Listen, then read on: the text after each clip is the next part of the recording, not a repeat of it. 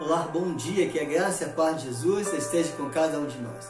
A meditação jovem de hoje tem como tema fogueira da vaidade.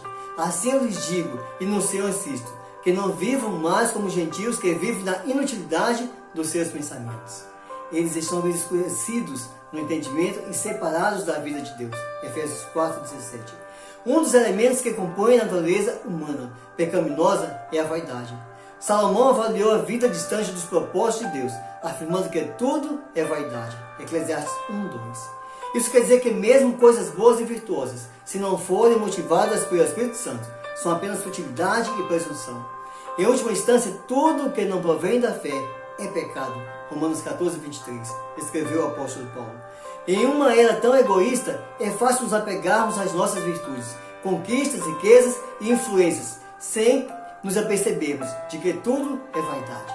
As redes sociais demonstram esse fato. Na esfera da religiosidade, alguns são tentados a se achar mais santos, virtuosos e merecedores do que outros. Quem nunca se sentiu tentado a fazer isso? Diante dessa realidade, com as próprias forças, o máximo que conseguimos é disfarçar nossa vaidade por meio de um falso discurso de simplicidade e humildade.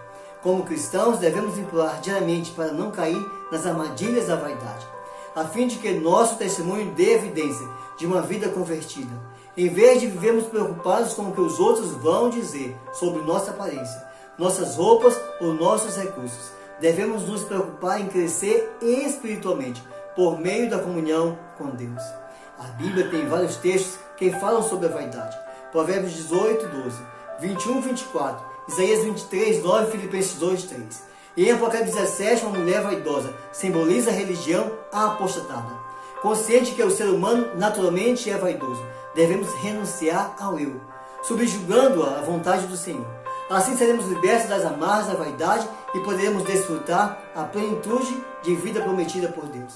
Que as palavras de Provérbios 37:8 sejam nossa oração hoje.